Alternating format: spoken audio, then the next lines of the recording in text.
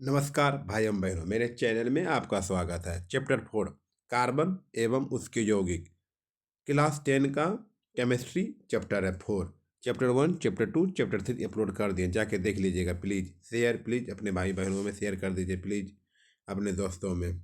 Subscribe please my channel को। ठीक। Objective BBI previous year question पूछा गया क्वेश्चन। ऑब्जेक्टिव और सब्जेक्टिव दोनों एक ही वीडियो में अपलोड कर दिए हैं। 3 चैप्टर, चौथा चैप्टर है पूरा ऑल टू ऑल बुक को अपलोड करेंगे, all chapter, chapter by chapter करके। ठीक। सब्सक्राइब कर दीजिए प्लीज, सपोर्ट प्लीज। धन्यवाद सब्सक्राइब करने के लिए। आइए ऑब्जेक्टिव क्वेश्चन। चलिए, पहला नंबर क्वेश्चन, ब्यूटेन के कितने समावयव संभव हैं? ब्यूटेन के कितने समावयव संभव हैं बताइए। समय कुछ देते हैं, मारिए, आपका रिवीजन हो जाएगा। ठीक है, आइए पहला का A2 होगा। ठीक, चलिए। मीथेन के अणु का आकार होता है, मीथेन के अणु का आकार होता है बताइए। मीथेन के अणु का आकार होता है बताइए आंसर। यह अपना कॉपी में लिख लीजिए कितना सही होता है। ठीक है, चेक कीजिए अपना प्लीज, या कमेंट में कर दीजिए, जैसे आपको अच्छा लगे कर दीजिए। मीथेन के अणु का आकार होता है बताइए चतुर्थफलकीय। क्या होता है? चतुर्थफलकीय होता है। चलिए ठीक है, जो भी गलती होगा बोलिएगा। ठीक, प्लीज कमेंट कर दीजिएगा, जो भी गलती हो कमेंट कर दीजिएगा। कोई प्रॉब्लम, कोई त्रुटि हो, कोई भी दिक्कत हो प्रूफ। ठीक। PDF चाहिए, PDF के लिए भी बोलिए, डाल देंगे। ओके। कार्बनिक यौगिकों में कार्बन की संयोजकता होती है। कार्बनिक यौगिकों में कार्बन की संयोजकता होती है बताइए। 4 होती। क्या होती है? 4। कार्बनिक यौगिकों में कार्बन की संयोजकता होती है 4। निम्न में से कौन सरल हाइड्रोकार्बन है? निम्न में से कौन सरल हाइड्रोकार्बन है बताइए। इनमें से कोई नहीं, इनमें से कोई नहीं। ठीक है, चलिए। एथिलीन का IUPAC नाम है। एथिलीन का IUPAC नाम है। एथीन, एथीन द्रव गैस LPG का प्रमुख घटक है। द्रव गैस LPG का प्रमुख घटक है बताइए। ब्यूटेन है। क्या है? ब्यूटेन है, ब्यूटेन। ठीक है।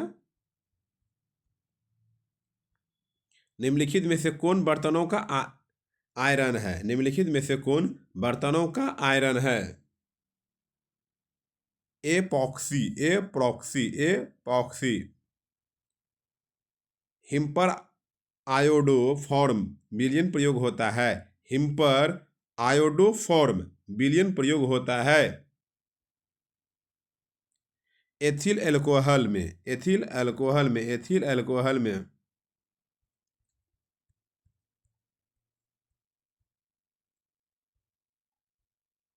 CH3, CH2, CH2OH का IUPAC नाम है। CH3, CH2, CH2OH का IUPAC नाम है बताइए। 1 प्रोफोनॉल, 1 प्रोफोनॉल। इथाइलिन का कौन सा रूप रंगहीन गैस है? इथाइलिन का कौन सा रूप रंगहीन गैस है? एथीन। क्या है? एथीन।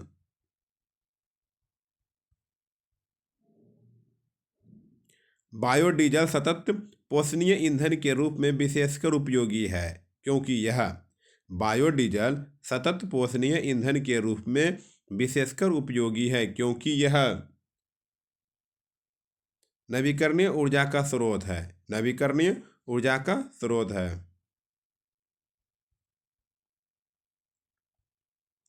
निम्न में से कौन सा यौगिक ईंधन के रूप में उपयोग किया जाता है? निम्न में से कौन सा यौगिक ईंधन के रूप में उपयोग किया जाता है बताइए। एथेनॉल। क्या? एथेनॉल। ऑक्सीजन गैस के एक अणु के 3D कक्षक में कितने इलेक्ट्रॉन पाए जाते हैं? ऑक्सीजन गैस के एक अणु के 3D कक्षक में कितने इलेक्ट्रॉन पाए जाते हैं? इनमें से कोई नहीं, इनमें से कोई नहीं।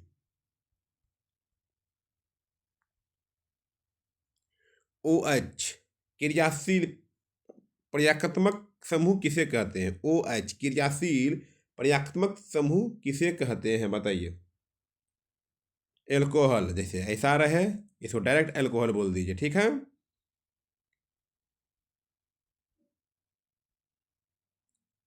देखिए ऐसा क्वेश्चन रहे, क्रियाशील मूलक को कहते हैं CHO डैश CHO, क्रियाशील मूलक को कहते हैं बताइए?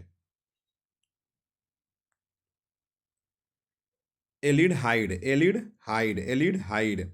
एस्टर का क्रियाशील मूलक है, एस्टर का क्रियाशील मूलक है डैश COOR, COOR, ठीक है।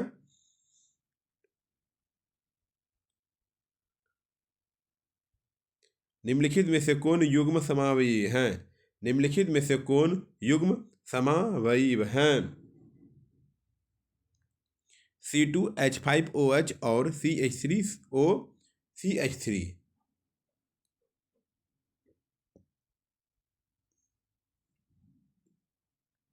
डैश COOH क्रियाशील मूलक को क्या कहते हैं? COOH क्रियाशील मूलक को क्या कहते हैं बताइए? कार्बोक्विसल, कार्बोक्यूसल। निम्नलिखित में से कौन हाइड्रोकार्बन है? निम्नलिखित में से कौन हाइड्रोकार्बन है? CH4, CH4, CH4। निम्नलिखित में से कौन सा एरोमेटिक का हाइड्रोकार्बन है? निम्नलिखित में से कौन सा एरोमेटिक हाइड्रोकार्बन है? C6H6, C6H6, C6H6। कार्बोनाइल क्रियाशीलक कौन सा है? कार्बोनाइल क्रियाशीलक कौन सा है बताइए? C बराबर, देखिए लेस देन C बराबर O।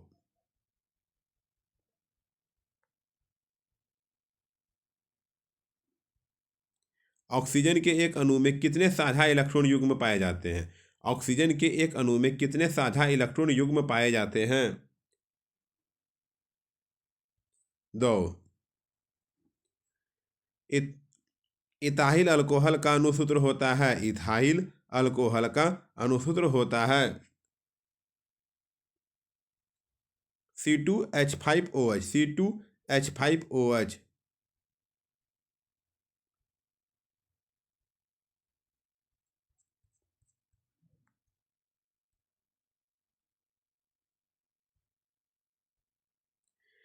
एथीन में कार्बन कार्बन के बीच दो आबंध मौजूद होते हैं जिनमें, एथीन में कार्बन कार्बन के दो आबंध मौजूद होते हैं जिनमें एक सिग्मा और एक पाई आबंध है।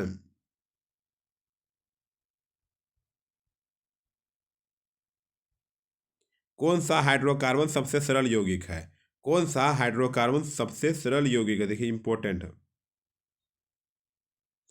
कौन सा हाइड्रोकार्बन सबसे सरल यौगिक है बताइए? मीथेन।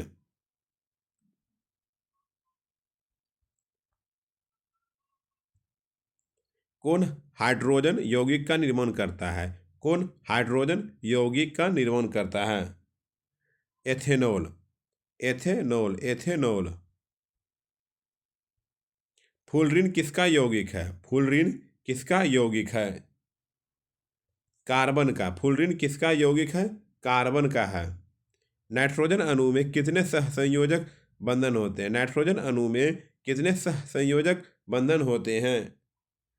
3। क्या होते हैं? 3 होते हैं, 3।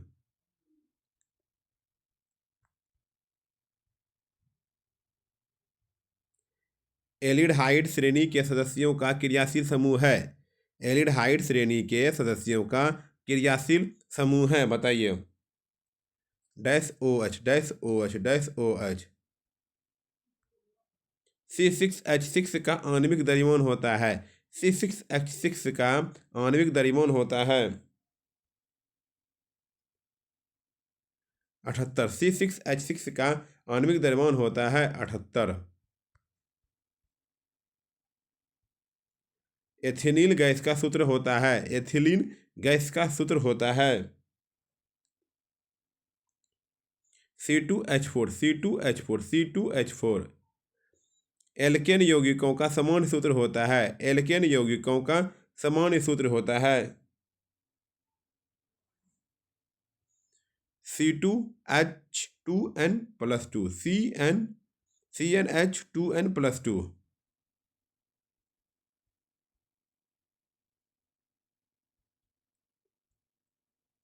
ग्लूकोज का अणुसूत्र C6H12O6 है। इनमें कितने कार्बन परमाणु हैं? ग्लूकोज का अणुसूत्र C6H12O6 है। इनमें कितने कार्बन परमाणु होते हैं? 6, 6, 6, 6।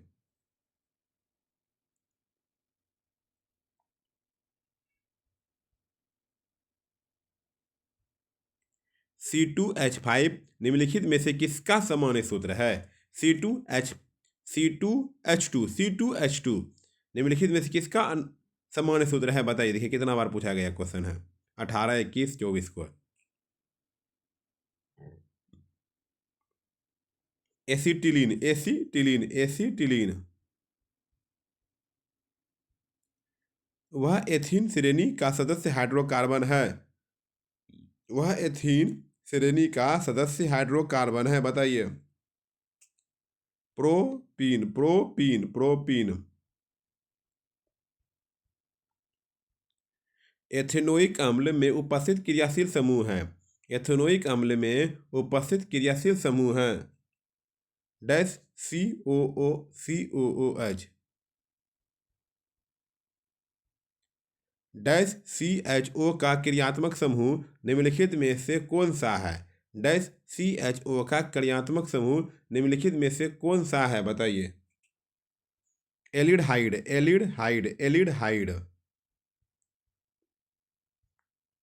प्रोपेन का आणविक सूत्र C3H8 है। इसमें प्रोपेन का आणविक सूत्र C3H8 है। इसमें 7 सहसंयोजक आबंध है, 7 सहसंयोजक आबंध हैं, 7 सहसंयोजक आबंध हैं। एसिटिक अम्ल का IUPAC नाम है। एसिटिक अम्ल का IUPAC नाम है। बताइए। एथेनोइक अम्ल, एथेनोइक अम्ल, एथेनोइक अम्ल। हाइड्रोजन के दो परमाणुओं के बीच कितना आबंध बनता है? हाइड्रोजन के दो परमाणुओं के बीच कितना आबंध बनता है?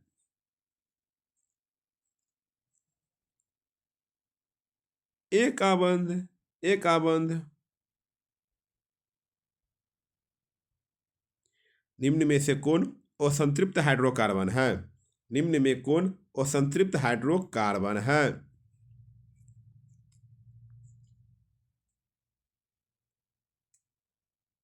बताइए। C2 निम्नलिखित असंतृप्त हाइड्रोकार्बन है ये, ठीक है। C2H4, C2H4।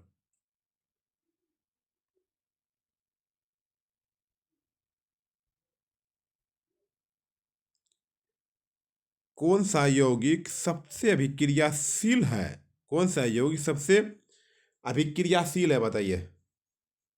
C2H6, C2H6।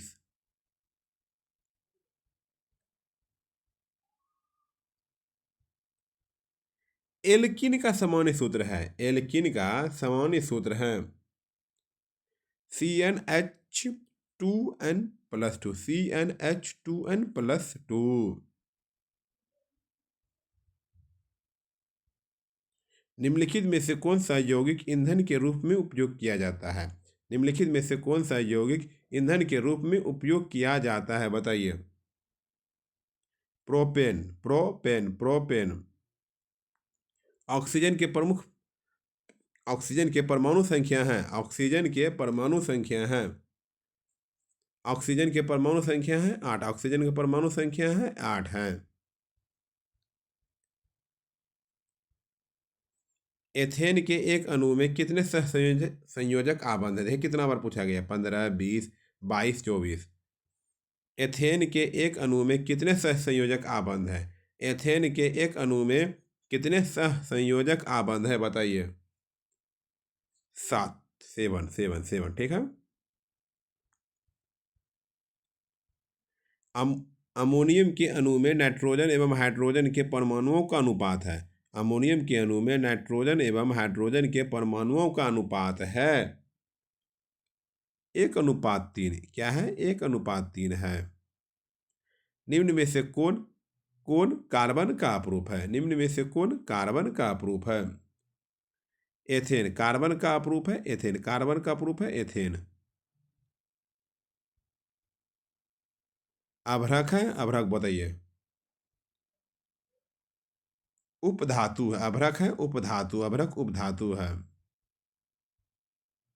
Ethane का सामान्य नाम क्या है? एथेन का सामान्य नाम क्या है?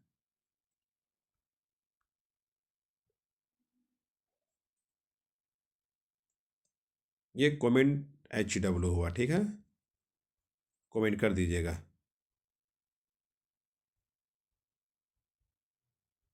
चलिए अब सब्जेक्टिव में आते हैं, ठीक है। चलिए, कार्बन एवं उसके यौगिक के सब्जेक्टिव क्वेश्चन। कार्बन एवं यौगिक के सब्जेक्टिव क्वेश्चन पे एक नज़र डालते हैं।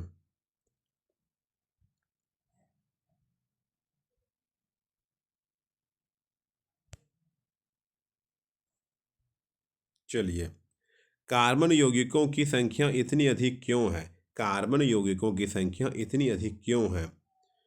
लिखना है, कार्बन यौगिकों की संख्या इतनी अधिक इसलिए है क्योंकि कार्बन परमाणु अन्य परमाणुओं के साथ इलेक्ट्रॉन का साझा कर यौगिक बनाते हैं। क्या बोला?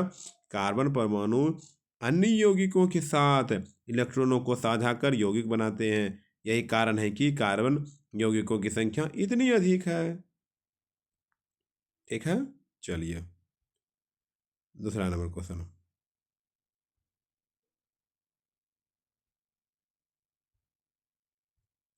कार्बन के 4 यौगिकों के नाम लिए। कार्बन के 4 यौगिकों के नाम लिखे। एसिटिक अम्ल, क्लोरोफॉर्म, एथेनॉल, मीथेन। एसिटिक अम्ल का फार्मूला CH3COOH, क्लोरोफॉर्म का CHCl3, एथेनॉल का CH3CH2OH, CH4, मीथेन का CH4, मीथेन का CH4, ठीक है। आइए 3 नंबर क्वेश्चन पे।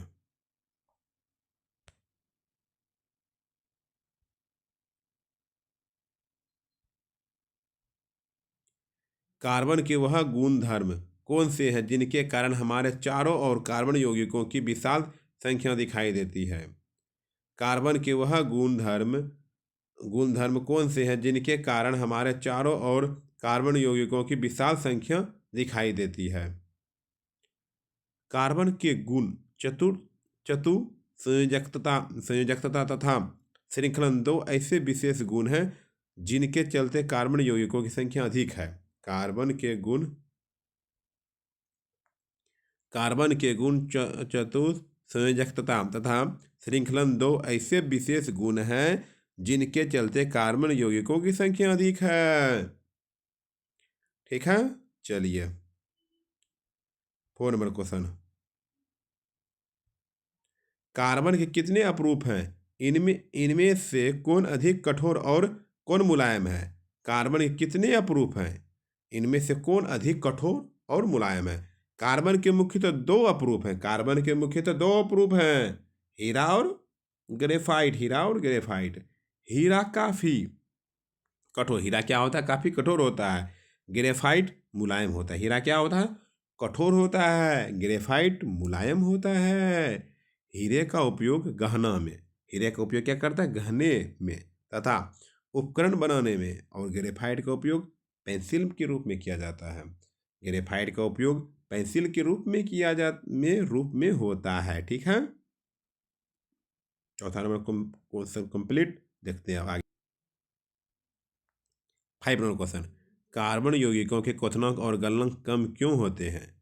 कार्बनिक यौगिकों के क्वथनांक और गलनांक कम क्यों होते हैं? इससे इनकी प्रकृति के बारे में क्या कहा जा सकता है? इससे इनकी प्रकृति के बारे में क्या कहा जा सकता है? कार्बनिक यौगिकों कार्बनिक यौगिकों का क्वथनांक और गलनांक कम होने के कारण, क्या बोला, कार्बनिक यौगिकों के क्वथनांक गलनांक कम होने का कारण, क्वेश्चन सेम टू सेम लिख दिया है। कारण यह है कि इन यौगिकों के अणुओं के बीच बल, क्या बोला, इन यौगिकों के अणुओं के बीच बल अपेक्षाकृत नहीं होते, क्या बोला, इन यौगिकों के अणुओं के बीच अपेक्षाकृत नहीं होते। अतः अतः अतः बंधन बनाने के लिए आयनिक बंधन का निर्माण नहीं करता है। अतः बंधन बनाने के लिए आयनिक बंधन का निर्माण नहीं करता है। ठीक है, आइए क्वेश्चन, सहसंयोजी आबंध किसे कहते हैं? सहसंयोजी आबंध किसे कहते हैं? दो परमाणुओं के बीच इलेक्ट्रॉनों की एक युग्म को साझा करके बनने वाले बंध को सहसंयोजी आबंध कहते हैं। बोला, सहसंयोजी आबंध किसे कहते हैं? दो परमाणुओं के बीच, दो परमाणु के बीच इलेक्ट्रॉनों की एक युग्म साझा करके बनने वाले बंध को सहसंयोजिक आबंध कहते हैं। सहसंयोजी आबंध के अणु की भीतरी बल कम होती, क्या बोली, सहसंयोजी आबंध के अणु की भीतरी बल क्या होती, कम होती है, लेकिन इसका अंतराणुक बल कम नहीं होता है। इनका अंतराणुक बल कम नहीं होता है। ये आबंध गलनांक और क्वथनांक कम होते हैं। ये आबंध जो है गलनांक और क्वथनांक कम होते हैं। CO2 सूक्ष्म वाले कार्बन डाइऑक्साइड का इलेक्ट्रॉनिक बिंदु संरचना क्या है? CO2 का सूक्ष्म वाले कार्बन डाइऑक्साइड की इलेक्ट्रॉनिक बिंदु, ओ लिख दिया, सी बीच में लिख दिया है, ठीक है, CO2 का, ठीक है, ऐसे कर दीजिएगा। आइए 8 नंबर,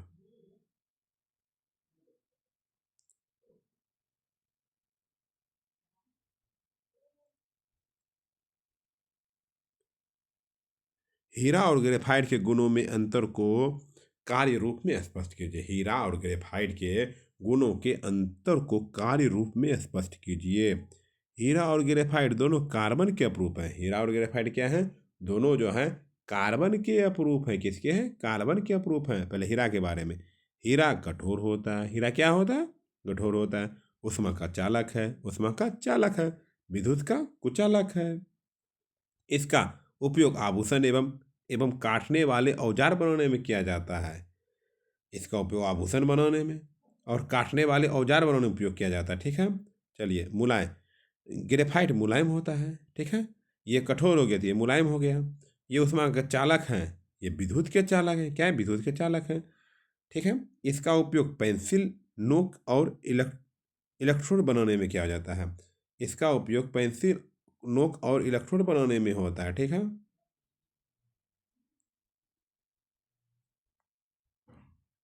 चलिए 9 नंबर क्वेश्चन,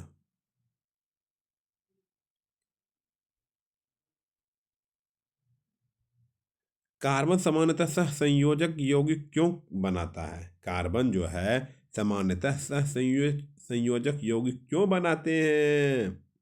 पहला नंबर, आइए, कार्बन परमाणु 4 इलेक्ट्रॉन प्राप्त कर, क्या बोलता, कार्बन परमाणु 4 इलेक्ट्रॉन प्राप्त कर C⁴ माइनस आयन बना सकता है, लेकिन इसके लिए प्रोटॉन वाले नाभिक के विरुद्ध इलेक्ट्रॉन द्वारा अधिकतम विद्युत स्थैतिक बल लगाना पड़ता है, जो संभव नहीं है। ठीक है, दूसरा टॉपिक पढ़ते हैं अब। दूसरा टॉपिक क्या बोलता है, कार्बन परमाणु 4 इलेक्ट्रॉन को खोकर, क्या बोला इसमें, पाया था, इसमें से खोकर प्लस आयन बना सकता है, परंतु इसके लिए उच्च ऊर्जा की आवश्यकता होती है। इसी कारण कार्बन परमाणु सहसंयोजक बंध बनाकर यौगिकों की रचना करता है।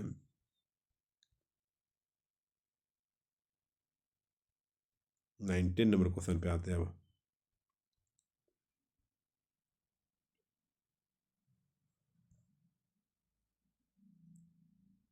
10 नंबर क्वेश्चन क्या है, कार्बनिक यौगिकों के कुछ कुछ गुण लिखें। कार्बनिक यौगिकों के कुछ गुण लिखें। कार्बनिक यौगिक के मुख्य गुण हैं, अधिकांश कार्बनिक यौगिक ऊष्मा एवं विद्युत के चालक नहीं होते हैं। अधिकांश कार्बनिक यौगिक ऊष्मा एवं विद्युत के चालक नहीं होते हैं। इनका गलनांक एवं क्वथनांक निम्न होता है। इनका गलनांक एवं क्वथनांक निम्न होता है। ये प्रायः ज्वलनशील होते हैं। ये प्रायः ज्वलनशील होते हैं। यह सहसंयोजक बंधों से बने होते यह सहसंयोजक बंधों से बने होते हैं।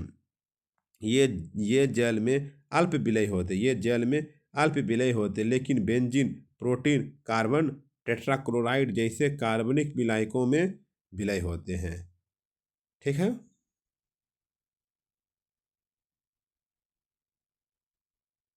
चलिए 11 नंबर क्वेश्चन पे।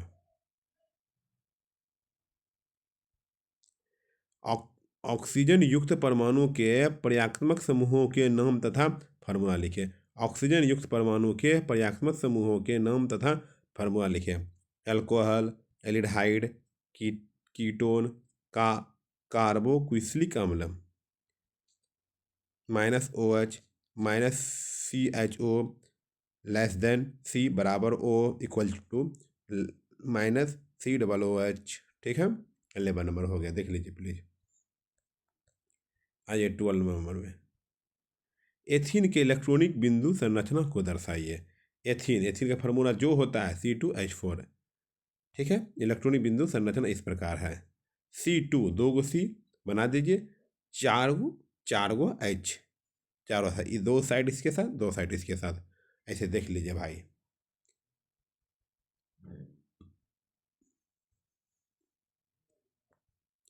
एल्केन, एल्कीन, एल्काइन, एल्कोहल तथा एल्डिहाइड के समान सूत्र। एल्केन का पहले सबसे पहले CnH2n। केन बोला तो प्लस हो जाएगा ऐसा में।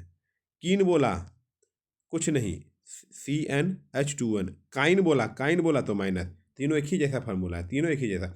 CnH2n + 2 बोलेगा तो कीन बोलेगा CnH2n हो जाएगा केवल। Alkyne CnH2n - 2। Kine.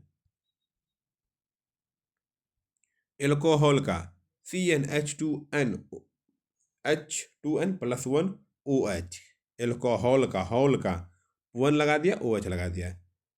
Aldehyde CnH2n + 1 CHO लगा दिया एक्स्ट्रा, देखिए केवल।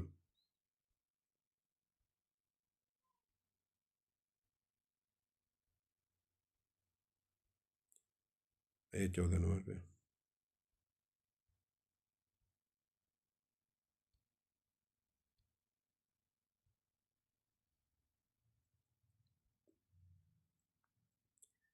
साइक्लोपेंटेंट का सूत्र तथा संरचना सूत्र क्या होगा। साइक्लोटेन का सूत्र और संरचना सूत्र। साइक्लोटेन का सूत्र पहले से C5H10 होता है। साइक्लोपेंटेन पेटेन का सूत्र C5H10। ठीक है। चलिए पहले C5 लिख दिया सबके साथ, सबका दो दो, C के साथ दो दो चल गया है। ठीक, देख लीजिए भाई।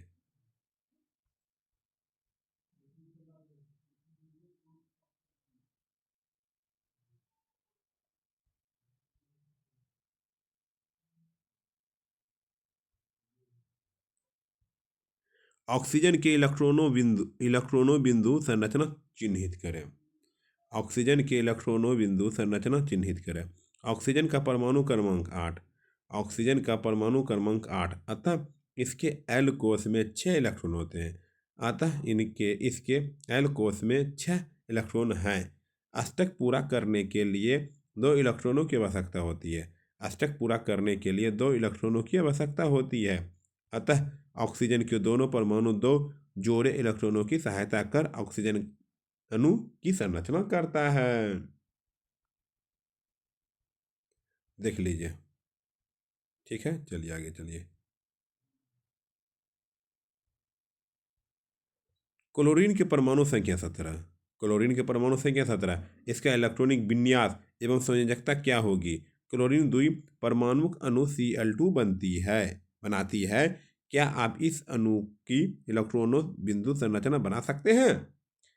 उत्तर में क्लोरीन की परमाणु संख्या 17 होता है, अतः इलेक्ट्रॉनिक विन्यास 2, 8, 7 तथा इसकी संयोजकता 1 है। इसकी संयोजकता 1 है। ठीक है, देख लीजिए भाई। चलिए, निम्न यौगिकों का नामकरण कैसे करेंगे? निम्न यौगिकों का नामकरण कैसे करें? Bromo, ethane, methanol, hex hexyne. ठीक है, हेक्साइन।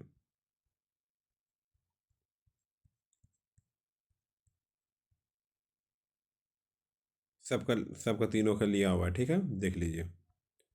चलिए,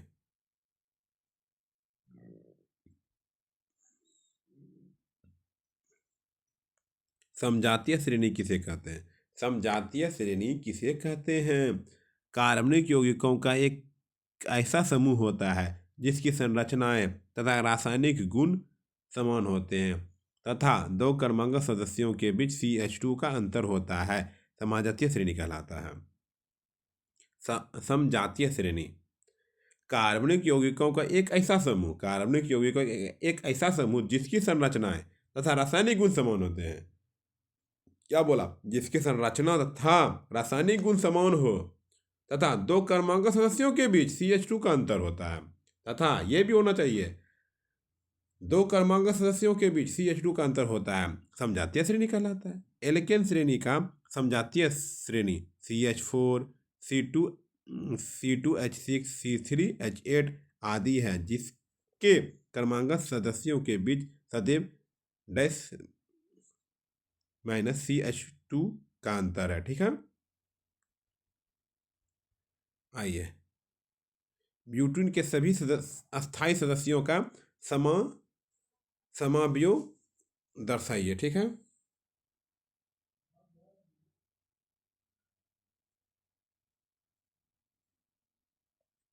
चलिए देखिए, ब्यूटेन के सभी अस्थायी समावेशियों को दर्शाइए। सबसे पहले आइए, ब्यूटेन के पास C4H8, ब्यूटेन के दो अस्थायी समावयव हैं। दो ब्यूटेन CH2, CH3। ठीक, एक ब्यूटेन CH3। ठीक है, एथीन की इलेक्ट्रॉनों बिंदु संरचना को दर्शाइए। एथीन का क्या हो जाएगा? C2H4 इलेक्ट्रॉनों की बिंदु की संरचना इस प्रकार है, देख लीजिए भाई। संरचना बिंदु है। आइए अब, एल्किन और एल्काइन से क्या समझते हैं? एल्किन और एल्काइन से क्या समझते हैं? आइए उत्तर, संतृप्त हाइड्रोकार्बन CH4, C2H6 को एल्कोन क्या कहते हैं? CH4, C2H6 को एल्कोन CnH2n+2 कहा जाता है। ठीक है, चलिए आइए, दो कार्बन परमाणुओं के बीच दो आबंध होने पर इसे एल्कीन और त्रिआबंध होने पर एल्काइन कहते हैं। दो कार्बन परमाणुओं के बीच दो आबंध होने पर उसको एल्कीन कहते हैं और त्रिआबंध होने पर एल्काइन। एल्कीन का CnH2n, C2H4 तथा एल्काइन का CnH2n-2, C2H2 है। ठीक है, 21 नंबर हो गया। चलते हैं 22 नंबर पे।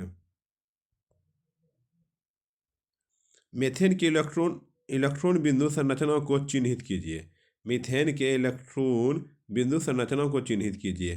कार्बन चतुर्थ संयोजक है। कार्बन जो है चतुर्थ संयोजक है, क्योंकि इसमें 4 संयोजकता इलेक्ट्रॉन होते हैं। अष्टक गैस नियम की स्थिति को प्राप्त करने के लिए कार्बन इन इलेक्ट्रॉनों की साझेदारी हाइड्रोजन के 4 परमाणुओं के साथ करता है। क्या बोला? इस प्रकार दो परमाणुओं के बीच इलेक्ट्रॉनों एक युग्म की साझेदारी के द्वारा बनने वाले आबंध सह संयोजी आबंध कहलाता है। कार्बन चतुर्थ संयोजक क्योंकि इसमें 4 संयोजकता इलेक्ट्रॉन होते हैं। अष्टक गैस नियम की स्थिति को प्राप्त करने के लिए कार्बन इन इलेक्ट्रॉनों की साझेदारी इलेक्ट्रॉनों के 4 परमाणुओं के साथ करता है। इस प्रकार 2 परमाणुओं के बीच इलेक्ट्रॉनों के एक युग्म की साझेदारी के द्वारा बनने वाले आबंध सहसंयोजिक आबंध कहलाते हैं। चलिए, संरचना ही बोला है, संरचना देख लीजिए। ठीक है, आइए निम्नलिखित के IUPAC नाम बताइए। निम्नलिखित के IUPAC नाम बताइए। 1, 2, 3 दिया गया, इसका तीनों का IPC नाम बताइए। पहला हो जाएगा आइसोब्यूटीन, दूसरा हो जाएगा डाईमिथाइल एसिटिलीन, तीसरा हो जाएगा मेथेनॉल। संरचना ब्रोमोहेक्सेन ब्यूटेनोन एथेनॉल। सबका क्या बताना है? संरचना सूत्र। इसको चौथा भी देख लीजिए, पहला का दूसरा का। देखिए पहला का क्या है, CH2 सब दिया गया है, CH3 ठीक है, उतना नहीं आता ये सब, देख लीजिएगा तब पर भी। आइए, समवायता से किसे कहते हैं, एक उदाहरण दे। समान आणविक सूत्र किंतु विभिन्न संरचना रखने वाले ऐसे यौगिक संरचनात्मक समवयव कहलाते हैं। ब्यूटेन के 2 समवयव सामान्य ब्यूटेन और आइसोब्यूटेन है। इस गुण को समवयता कहते हैं। ब्यूटेन का सूत्र C4H10 है। समान आणविक सूत्र किंतु विभिन्न संरचना रखने वाले ऐसे यौगिक संरचनात्मक समवयव कहलाते हैं। ब्यूटेन के 2 समवयव सामान्य ब्यूटेन और आइसोब्यूटेन है। इस गुण को समवयता कहते हैं। ब्यूटेन का सूत्र C4H10 है। ठीक है, देख लीजिए भाई।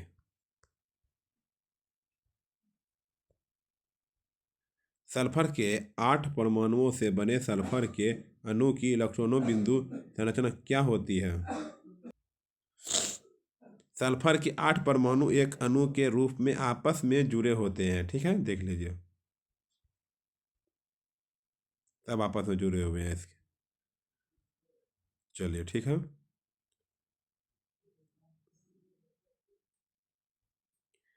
पेंटेन के लिए कितने संरचनात्मक समवयव का चित्रण कर सकते हैं? पेंटेन के लिए 3 समवयवों का चित्रण किया जा सकता है। ठीक है, देख लीजिए।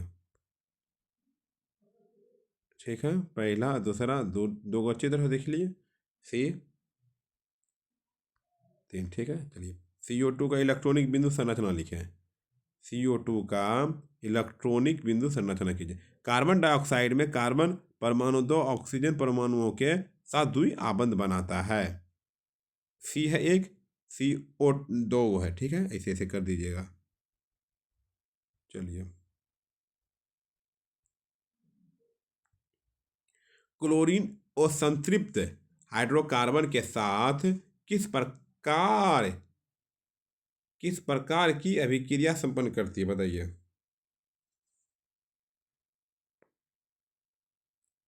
क्लोरीन और संतृप्त हाइड्रोकार्बन के साथ किस प्रकार की अभिक्रिया संपन्न करते हैं?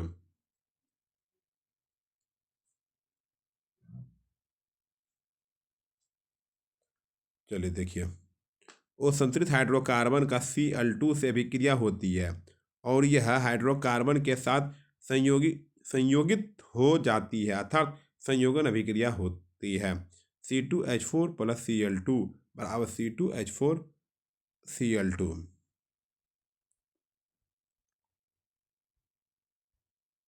आइए तीसरे नंबर पे, का कार्बन यौगिकों के 3 रासायनिक गुणधर्मों का उपयुक्त रासायनिक अभिक्रिया के साथ उल्लेख करें।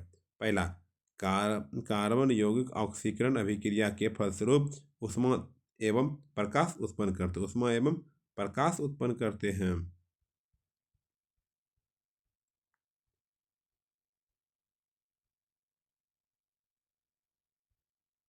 देखिए, CH4 + O2 बराबर CO2H2O प्लस ऊष्मा प्लस प्रकाश। CH3OH + O2 बराबर CO2 + H2O ऊष्मा प्रकाश। दूसरा नंबर, कार्बनिक अम्ल क्षार NaOH के साथ अभिक्रिया कर सोडियम एथेनोइड का निर्माण करते हैं। NaOH CH3 COOH बराबर CH3 COO Na plus H2। ठीक है। सक्रिय धातु सोडियम के साथ अभिक्रिया कर सोडियम एंथ्राक्साइड का तथा हाइड्रोजन गैस मुक्त करता है।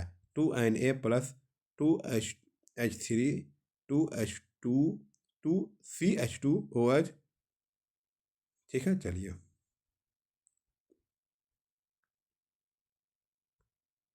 एस्टर कैसे बनते हैं, किसी एस्टर का नाम तथा गंध बताइए। बोल रहा है एस्टर कैसे बनते हैं, किसी एस्टर का नाम तथा गंध बताइए। सांद्र H2SO4 उत्प्रेरक की उपस्थिति में एथेनॉल तथा एथेनोइक अम्ल की अभिक्रिया से एस्टर बनता है। देख लीजिए भाई, यह एस्टर एथाइल एसीटेट है।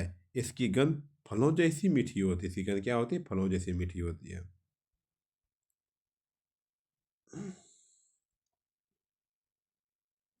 एस्टर का निर्माण किस प्रकार होता है, एस्टर का निर्माण किस प्रकार होता है, इसके गुणों और एक उदाहरण का उल्लेख करें। एस्टर का, चलिए देखिए, जब किसी कार्बोक्सिलिक अम्ल जैसे एथेनोइक अम्ल की अभिक्रिया अल्कोहल जैसे एथेनॉल एक साथ किसी अम्ल उत्प्रेरक जैसे सांद्र सल्फ्यूरिक अम्ल की उपस्थिति में कराई जाती है तो एक नए कार्बनिक यौगिक का निर्माण होता है जिसे एस्टर कहते हैं। इस पूरी रासायनिक प्रक्रिया को एस्टरीकरण कहते हैं। किसे कहते हैं, एस्टरीकरण कहते हैं।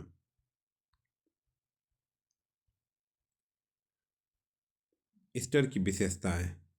नाम, इस उदाहरण में बनने वाले एस्टर का नाम एथिल एथेनोइड या एथिड एसीटेट है।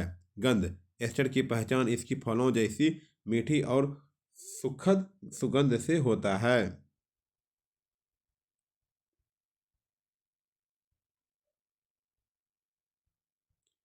चलिए, 32 नंबर खत्म हो गया। अब आइए 33 नंबर पे।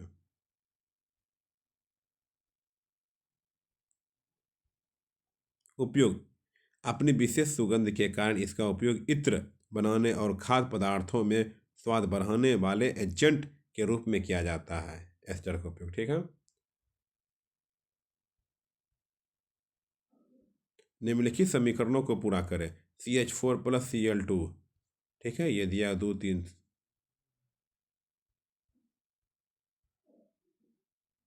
सबको पूरा कर दिया।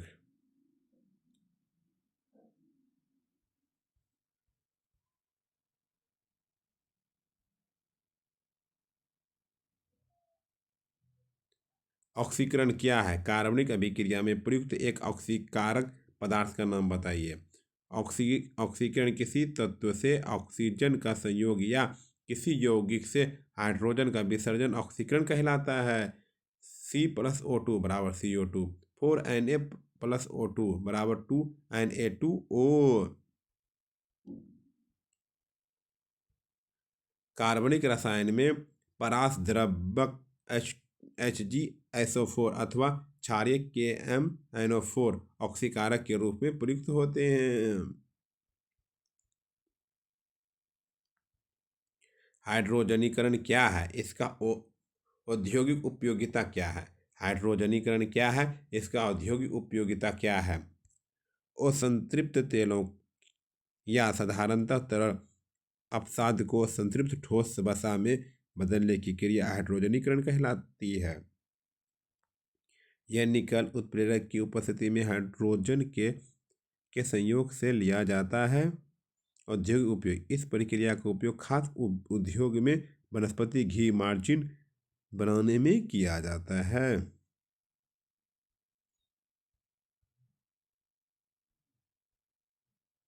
दिए गए हाइड्रोकार्बन C6H6 C8H8 C2H2 एवं CH4 में किसमें संयोगन से अभिक्रिया होती है।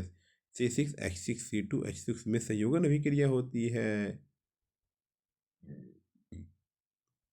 आइए 22 नंबर पे, ठीक है, देख लीजिए भाई।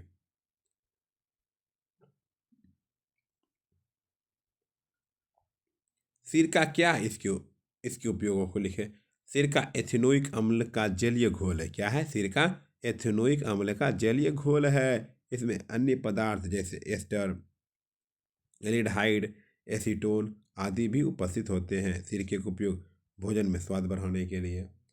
सिरका का उपयोग क्या होता है? भोजन में स्वाद बढ़ाने के लिए। अचार बनाने में क्या होता है? अचार बनाने में अचार और भोजन का स्वाद।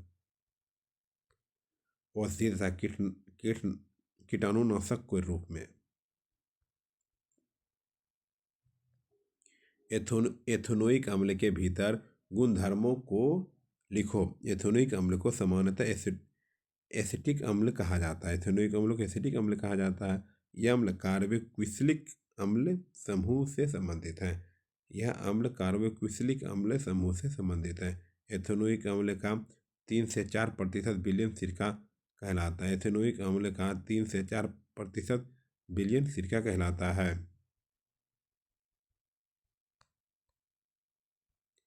शुद्ध एथेनोइक अम्ल का गलनांक 290 के होता है केल्विन। शुद्ध एथेनोइक अम्ल का गलनांक 290 केल्विन होता है। इसका स्वाद तीखा तथा गंध तेज होती है। इसका स्वाद तीखा तथा गंध तेज होती है।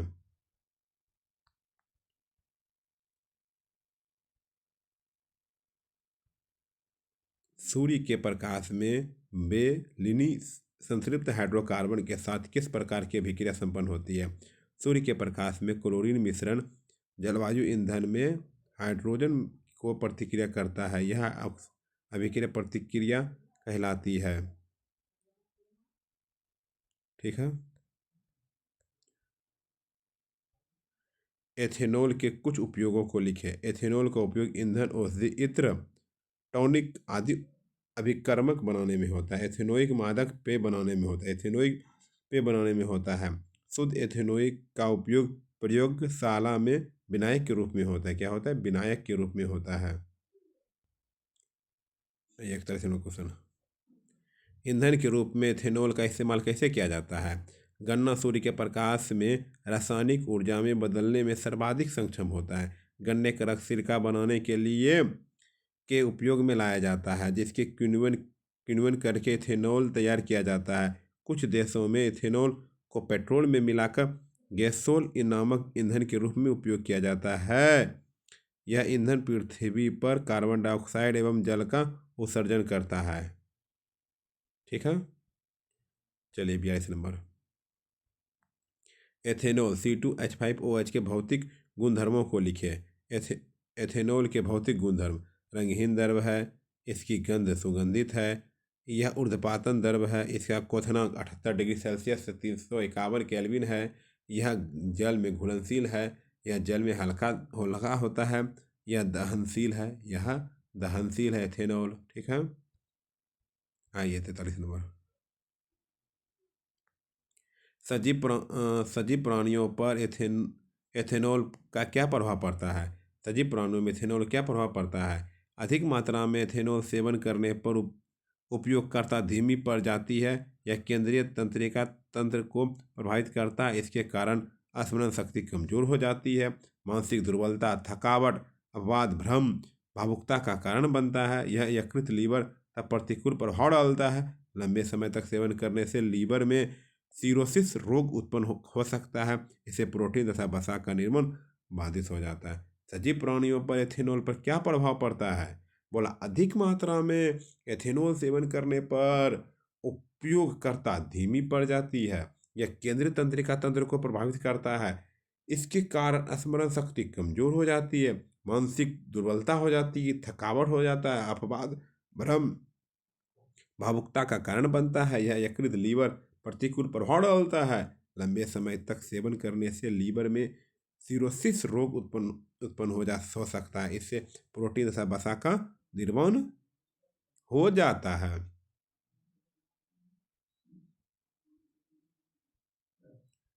आइए 44 नंबर।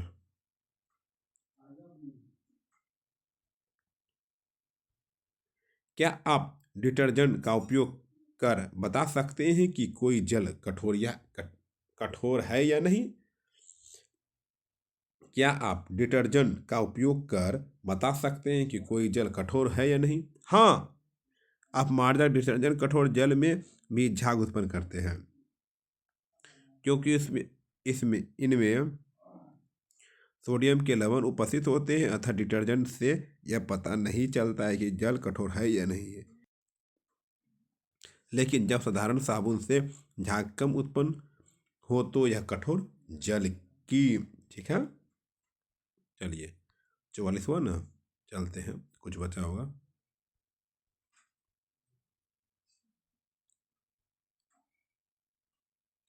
पहचान है, इसलिए डिटर्जेंट के बजाय साबुन का प्रयोग जल की कठोरता जांचने में किया जाता है। डिटर्जेंट कठोर जल में झाग क्यों देता है? अब मार्जक के अणु भी साबुन के अणु के समान होते हैं। यह सल्फोनेट आयन से बने होते हैं। यह कठोर जल में भी झाग का निर्माण कर सकते हैं, क्योंकि यह साबुन की तरह Ca/2 प्लस और Mg/2 प्लस Ca2 प्लस आयनों से नहीं जुड़ते। 46 नंबर पे, यदि आप लिटमस पेस्ट में साबुन की जांच करें तो आपको परिणाम क्या मिलेगा? यदि आप लिटमस पेस्ट से साबुन की जांच करें तो आपको परिणाम क्या मिलेगा? साबुन फैटी एसिड का सोडियम लवण है। लिटमस पेस्ट से जांच करने पर यह क्षारीय गुण प्रदर्शित करेगा।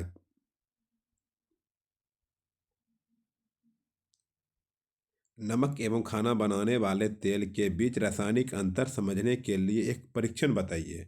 नमक एवं खाना बनाने वाले तेल के बीच रासायनिक अंतर समझने के लिए एक परीक्षण बताइए।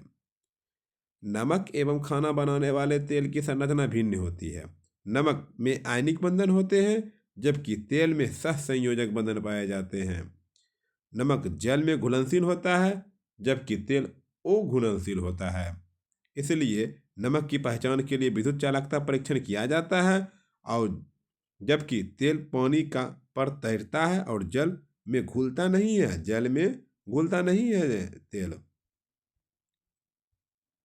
आइए 48 नंबर क्वेश्चन है, कठोर जल साबुन से उपयोग करके झाग का निर्माण कैसे समझाइए? कैसे समझाइए? कठोर जल के साबुन से झाग बनने नहीं देता है, क्योंकि इसमें Ca2 प्लस और Mg2 प्लस आयन उपस्थित होते हैं। ये पहले फैटी एसिड के साथ अभिक्रिया कर घुलनशील लवण बना देते हैं। इस कारण साबुन व्यर्थ चला जाता है और झाग नहीं बन पाता है। लेकिन यदि जल के Ca और Mg लवण की मात्रा अधिक न हो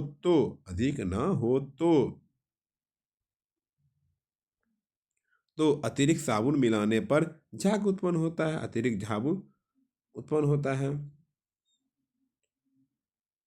धन्यवाद सब्सक्राइब करने के लिए। ठीक, थैंक यू। अगला चैप्टर में मिलते हैं।